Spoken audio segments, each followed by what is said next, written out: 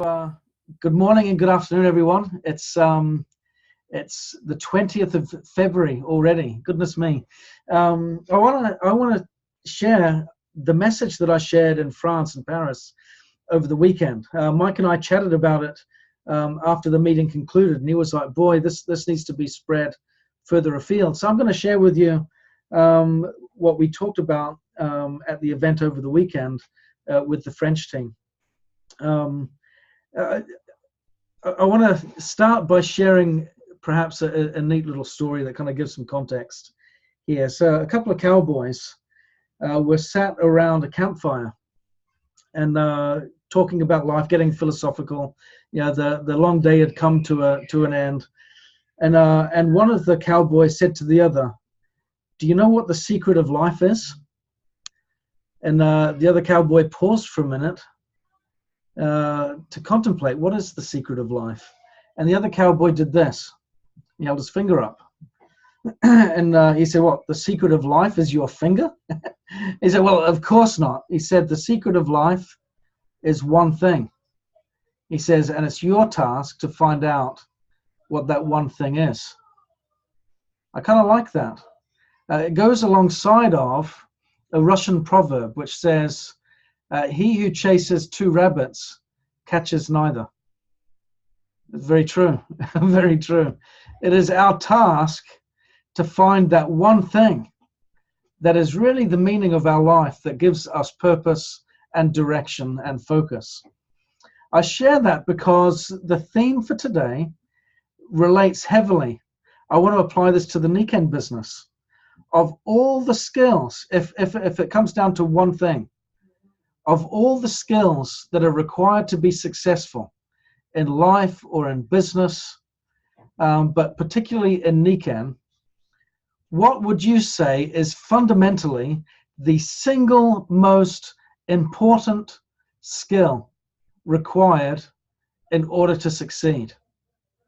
Now, from the corporate side, when I worked on the corporate side of the business, I had every department would report into me. So I would have sales, marketing, finance, R&D, legal and compliance, IT, human resources, you name it. All of these different departments would report in, and each of them would probably say, if I was to ask them, that they were very, very important to the overall success of the business. Some of them would even go as far to say that they were the most important department, and they would give their reasons as to why that would be. And I've certainly seen that internally in organizations around the world that I've operated in, where there is that sometimes that conflict and battle of whose role and whose contribution is the most important. But one thing stands above them all as the single most important thing. What do you think it is? If you want to throw it out in the chat, by all means do. But I'm going to tell you what my answer is. Maybe I'll give it a minute to see what comes up in the chat. But what do you think it is? What is the single most important skill required to succeed above all others in network marketing? Molly gave a great one there. Consistency. I like that. Jeannie, vision casting. Randy Rolfe, caring and connecting with people. Yoko, teamwork. The One Thing by Grace Kelly is a fabulous book. Yes, it is. Yes, it is. Making friends, listening, talking to people, willingness to learn, staying focused. These are some great examples. Good customer relations, an unwillingness to give up, developing leaders, courage, leadership. We're getting lots of great answers coming through here. I'm struggling to keep up. Attitude, contacting and inviting, uses all of those great skills. Making a decision, courage, transferring belief. These are all fantastic answers. Persistence, I love it. Love, listening. These are great answers. And I'm pleased to say, thrilled to say, that within those answers lies the correct one. The correct answer, that is the most important thing, is vision. And I'll tell you why. If my vision is wrong, for example, then sales will go after the wrong people. If my vision is inaccurate, my marketing message will be incorrect. I will target the wrong audience. If my vision is off the mark, finance would spend my money in the wrong place. I would prioritize my time on the wrong things. I would love people, I would listen to them, but I might just misdirect them. I might get the team working, but on the wrong things. I have a saying above my, let's see if I can turn it around and you can see it here. It says, where there is no vision, the people perish. That was given to me at an event with Rick Murphy a couple of years ago by some members of the team, which I was really pleased about. Where there is no vision, the people perish. The single most important thing for each of us in order to grow successfully is to have a compelling vision of where we are going and why. When we understand that, when it is very clear to us, that will drive all other behaviors. And critically, if that is the single most driving message for us to grasp, what is my vision? We need to ask ourselves, what is it? Because leadership really revolves around our ability and capacity to express confidently and clearly what that vision is in a way that others will get it. If they can't get it, if we can't communicate it in a way that others will believe it, buy into it, want to be a part of it, then we're going to struggle, aren't we? It's going to be difficult. We need to know what our vision is and articulate it, be able to put it into words.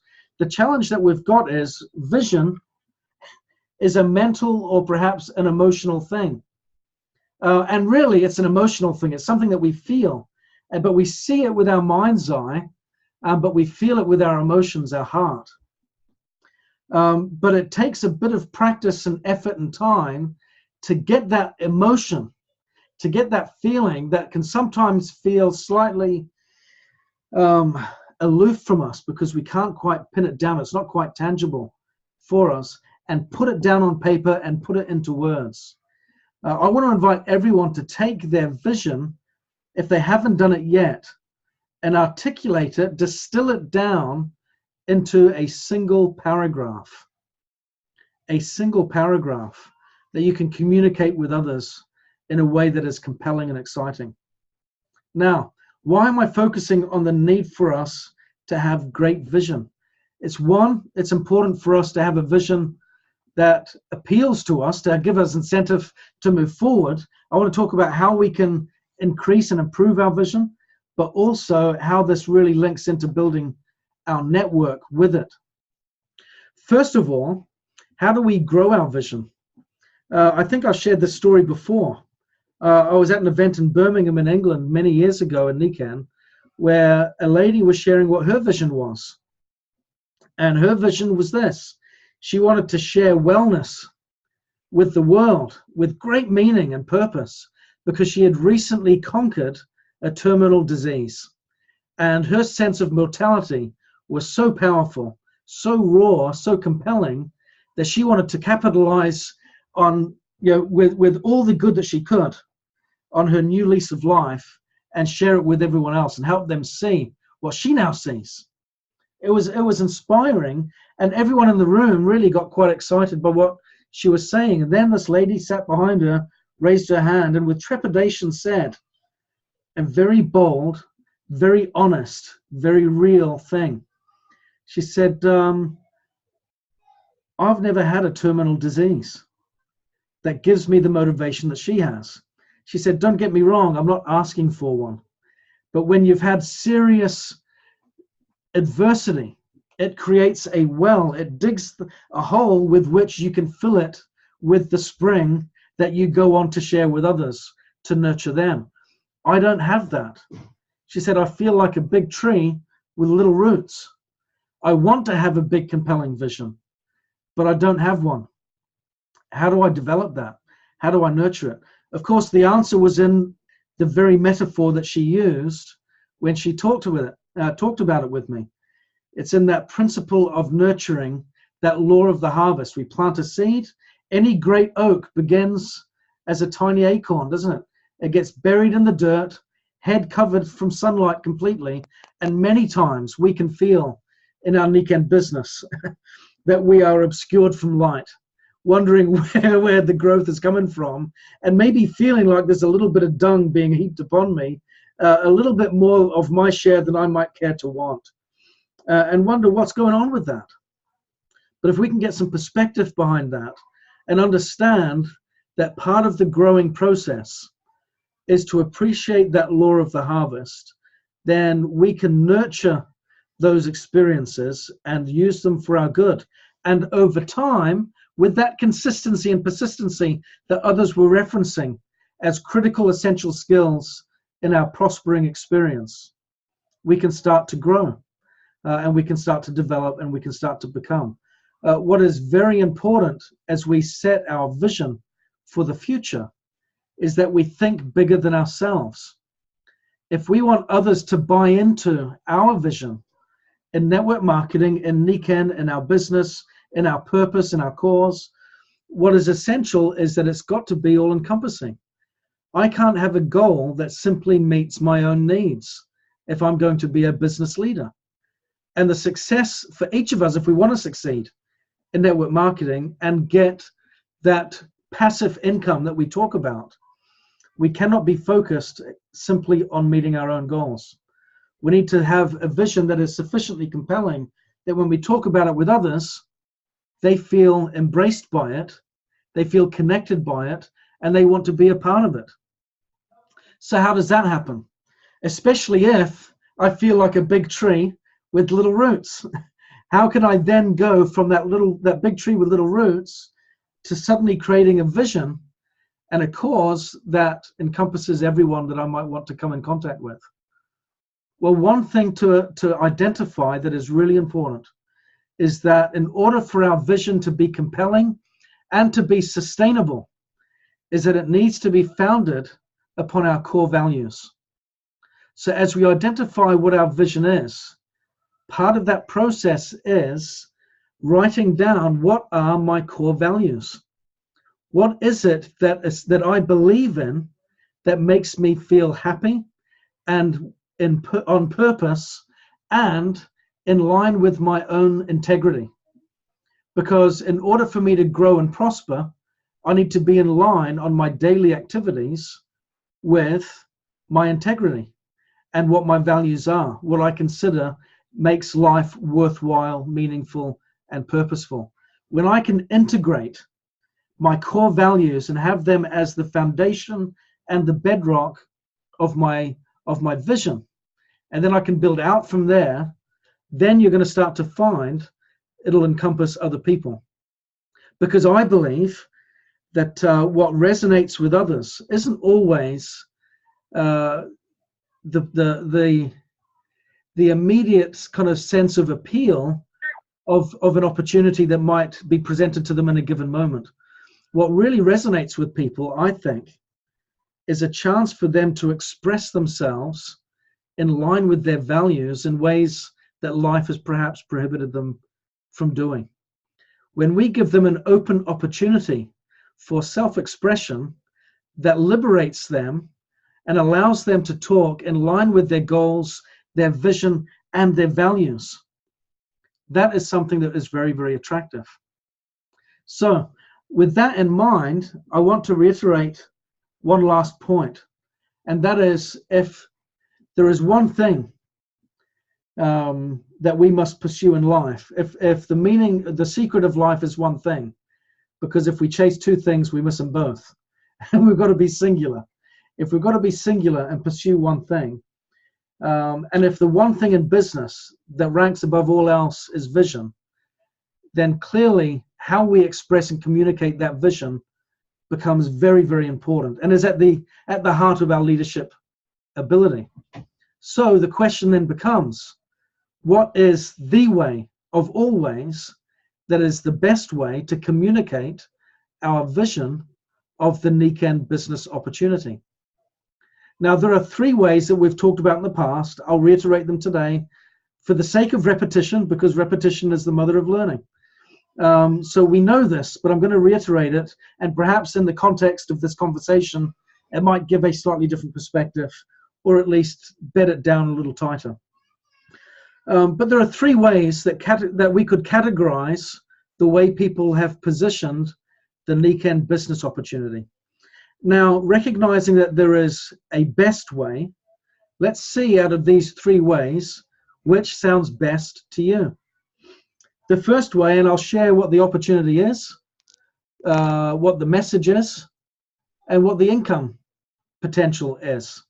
And I'll do that quite concisely, okay? So the first message is we offer a retail opportunity to people. That means our message becomes our product can help you. The income opportunity in relation to this is active, meaning as long as I'm actively sharing that message, I will get a commission because I'm retailing the product. So retail is the opportunity. The message is our product can help you. The income opportunity is active. As long as I'm working, I'll get paid. The second opportunity that we can promote is a franchise type business model, meaning it's not just me that works, but maybe a few others work with me. The message therefore becomes our products help people. It's not my product helps you, it's our products help people, because there are others that are sharing that message. And the income opportunity with that is reproductive. Reproductive meaning I'm doing some stuff, but there's a few others that are doing some stuff as well. And as a result, I get a little more. Yeah. Now, so far, I'm sure each of us on the call today have heard both of these messages promoted. And you can see, of course, in the messaging, who we attract and what they will do and what they will get as a consequence. One thing leads to the next, to the next, to the next. And it always begins with the initial message. The third and final way that we can promote is this. We offer a network marketing opportunity, meaning we are looking for leaders and entrepreneurs. Our message is about freedom, freedom of time, and freedom with your earning potential. Our income opportunity is passive, meaning not that you don't have to work, but you can go to bed at night and go to sleep, and somewhere in your business, someone else will be working. That's pretty awesome. That you can go to bed at night and go to sleep, and someone else in your business is working. The sun never has to set on your business, on your opportunity, or on your income. That has great potential. Now, which of those 3 opportunities sounds the most compelling? Which of those 3 sounds the most all-encompassing? Now, the great thing is, the final one where you say, we're a network marketing company and we are looking for entrepreneurs and leaders. And our message is all about freedom, freedom of time, and freedom with your income and your earning potential with a passive income. What that does is it actually attracts a very wide audience. It attracts the leaders and it attracts the entrepreneurs, but it also attracts those that want to be. See the difference? You attract this level and you attract that level that want to get there. It doesn't work the other way around. When you promote the retail opportunity, and please understand, every commission earned in Nikken is a result of a product sold. So when I'm talking about the network marketing opportunity, I am not in any way discriminating or diminishing the necessity for retail. It is an essential part of the process. But the message of network marketing is bigger than that. Yeah, I'll give you an example. The CEO of Revlon, the cosmetics company, said this. He said, in the warehouse, we hold lipstick. In the shop floor, we sell hope. You see the difference? In the warehouse, we sell lipstick. In the shop, we sell hope. There is a difference. There is a difference in what we sell when we understand the bigger picture. The bigger picture with us is not just simply about the product. It's about everything that the Niken opportunity can give us with all of those privileges that network marketing offers. It's so much grander than a product experience. We want them to have that, but we want them to have so much more. So what you find is when you promote at that end, you get the entrepreneur and you get the leader and you get those that want to be. But you won't get it working the other way. You won't, if you're appealing to the retail opportunity, get the entrepreneur and the leader choosing to step down and lower their vision and go, I'd like to have a piece of that action. They don't look downwards, they look up. So you actually embrace a wider audience with your bigger vision. Because people will look up, they won't look down. Okay, so we need to appreciate the context and the direction in regards to those messaging opportunities that we have. So I want us to consider then, as we look out into this week, if vision, my vision, is the single most important skill for me to develop to be a successful entrepreneur with Niken, how well crafted is it? Do I have it clearly defined? Can I articulate it in a simple single paragraph? I love this. I've said this a number of times before. I just love this quote. Oscar Wilde, the famous Irish author, writing to a friend of his, saying, I apologize for the long letter. I didn't have time to write a short one. Yeah, it takes skill to distill and to fine tune and to craft your message, a compelling vision that is emotive and exciting and is moving, and distill it into a simple paragraph. To have it just there, you've got all the right ingredients, all the best stuff, and you've trimmed away everything else. That, when you can distill it to that size of a statement, will create power in what you say. We lose power in our words when we use too many words. So the key is to be able to say it with all of the right words only. So take some time and practice and get those words right so that we can maximize the power of our vision statement when we share it. The next thing I'd like us to do, and this is our homework perhaps for this week, is once we've got that distilled and we know what it is, and maybe you're there already. Maybe you're there already. Maybe this is just a bit of a time to reflect and review. Who am I going to share it with this week? What is the point in having a compelling vision, having mastered the skill of having the vision of knowing where I'm going, knowing what I'm all about, knowing what my business is here for, if I'm not going to communicate it with anyone else? That makes it redundant. That neuters our business potential. And we don't want to do that. We have the seeds of greatness in each of us and in each of our businesses. But if we do not open our mouths and share our vision in a compelling way with others to attract those entrepreneurs and leaders to the very best of all that Niken has to offer, then we're not doing ourselves the best service. So my challenge to each of us on the call today is this. Let's get our vision clear. Let's write it down and distill it to a single paragraph so we can articulate it clearly, concisely, and with great power. And third, let's get out there and start sharing it with people in a way that gets them to be excited about it too. And like I said, there are 3 ways that we've categorized it. One way is the best. And if you want the best out of your business, you'll know which way you'd like to choose when it comes to sharing the business opportunity. So I hope this has been helpful. And I hope it's something that can be put to good use for you this week and with your teams, of course, if they've missed the call. So thank you for being with us today. Great to see so many on the call. And thank you again for all that you're doing.